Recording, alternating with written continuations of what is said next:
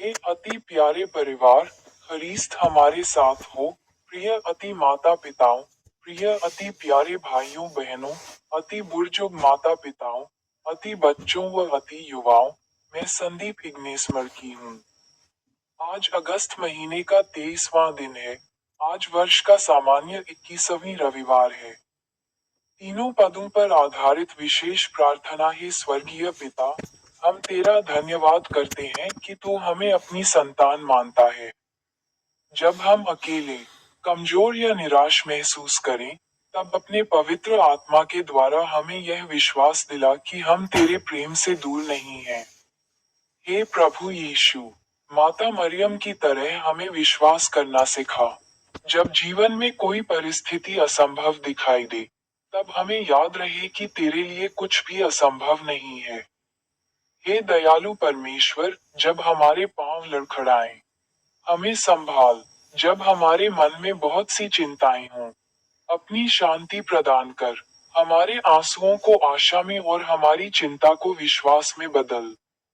हमारे परिवारों को आशीष दे, बच्चों और युवाओं को सही मार्ग दिखा, बीमारों को शक्ति और सांत्वना दे, दुखियों को आशा दे, गरीबों और जरूरतमंदों की सहायता कर। पुरोहितों, धर्माध्यक्षों, धर्म बहनों और धर्म भाइयों को अपनी सेवा में दृढ़ रख। आमीन। प्रथम बाइबल पद पर बोले, रोमियो का नाम अध्याय 8 पद संख्या 16 में बोले, पवित्र आत्मा आप ही हमारी आत्मा के साथ गवाही देता है कि हम परमेश्वर की संतान हैं। अर्थ, पवित्र आत्मा हमें भीतर से यह विश्वास दिलाता है कि हम परमेश्वर के प्रिय बच्चे हैं। इसलिए हमें भय में नहीं, बल्कि विश्वास और आशा में जीवन जीना चाहिए। अनुवाक्य, हे प्रभु, मुझे अपनी संतान होने का विश्वास दे। निवेदन, हे पवित्र आत्मा, हमारे हृदय में परमेश्वर के प्रेम और विश्वास को दृढ़ कर। द्वितीय बाइबल पद पर बोले, संत लूका का पवित्र सुसमाचार अध्याय 1 पद संख्या 37 में बोले, परमेश्वर के लिए कुछ भी असंभव नहीं है। अर्थ, माता मरियम के जीवन में परमेश्वर की योजना मानवीय दृष्टि से असंभव लग सकती थी, लेकिन उन्होंने विश्वास किया। यह वचन हमें कठिन परिस्थितियों में भी परमेश्वर की सामर्थ्य पर भरोसा करना सिखाता है। अनुवाक्य, हे प्रभु, तेरे लिए कुछ भी असंभव नहीं है। निवेदन, हे प्रभु, जब हमारे सामने कठिनाइयां और असंभव लगने वाली परिस्थितियां आए, तब हमारा विश्वास कमजोर न होने दे। आखिरी बाइबल पद पर बोले, स्तोत्र पाठ अध्याय 94 पद संख्या 18 व 19 में बोले, जब मैंने कहा, मेरा पांव फिसलने लगा है, तब हे यहोवा, तेरी करुणा ने मुझे थाम लिया। जब मेरे मन में बहुत सी चिंताएं होती हैं, तब हे यहोवा, तेरी दी हुई शांति से मुझको सुख होता है। अर्थ, जब मनुष्य कमजोरी, भय या चिंता में गिरने लगता है, तब परमेश्वर की करुणा उसे संभालती है।